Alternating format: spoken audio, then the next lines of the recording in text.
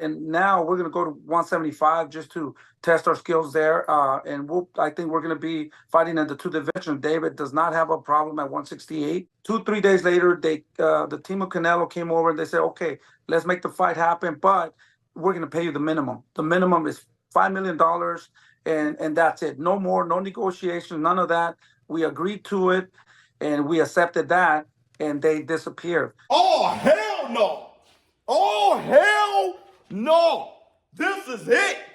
You mean to tell me Team Canelo offered David Benavidez $5 million?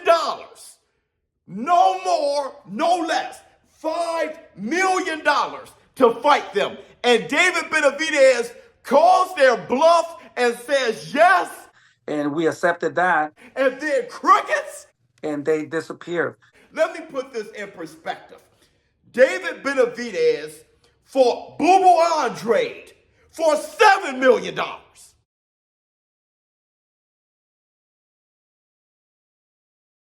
And Canelo offers him $5 million, no more, lowballs him like that, and he says yes and call their bluff. Do the Devin Haney. Are you listening, Shakur? David Benavidez, the Mexican monster, says yes, call their bluff, and then crickets. Now, you couple that with the fact that Canelo Alvarez signed a 3-fight deal with the PBC that included Jermell Charlo, who is a super welterweight, Jamal Charlo, who is a middleweight, 160, and Errol Spence, who is a welterweight.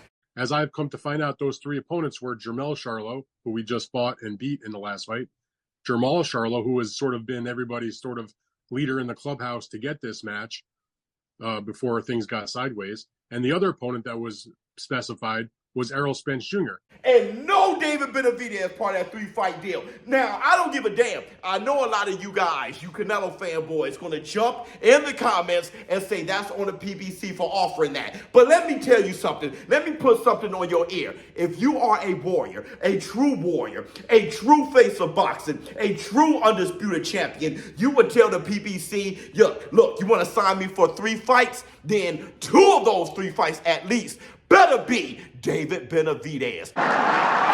If you are a warrior, forget blaming the PBC for offering him that shit. I'm talking about if you're a warrior and the PBC got David Benavidez in their stable and that's your mandatory and everybody say you ducking him and you are a true warrior trying to face the best because you'll fight anybody because you come grown. When PBC comes to you with a 3-fight deal, you should look at them and say, no David Benavidez, here's the finger. Because I'll tell you this, Canelo Alvarez should have only signed a deal with the PBC if 2 of those 3 fights were David Benavidez, the Mexican monster. Let me tell you this, Canelo Alvarez, when he signed that deal with the PBC, it was this community that lit the hell up and said, oh no, okay, he ain't ducking David Benavidez because he went right over there to fight him. Y'all remember that? This is a happy moment, Canelo Alvarez, one step closer, not a duckarone pacer. Thank you, Canelo. But what happened? He went in there knowingly that the 3-fight deal did not include David Benavidez. Now, you couple that with Floyd Mayweather giving his stamp of approval on how Canelo Alvarez is moving. I think Canelo's a lot of times fighters got to do what's best for them. Mm-hmm. If Canelo feels that's the best thing for him, then you have to do what's best for you.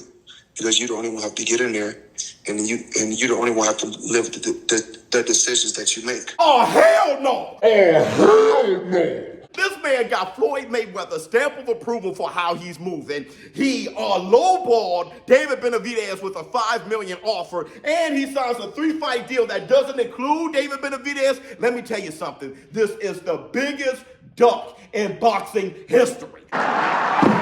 The only thing that can compete with this shit is Riddick Bowe dropping his belt in the trash. Now, bomb. Knock you out. But Riddick Bowe was never the face of boxing, which makes this duck the biggest duck, the granddaddy of them all, the biggest duck in boxing history. Let me know how you feel in the comments below. ShowBizz the dope. I'm out.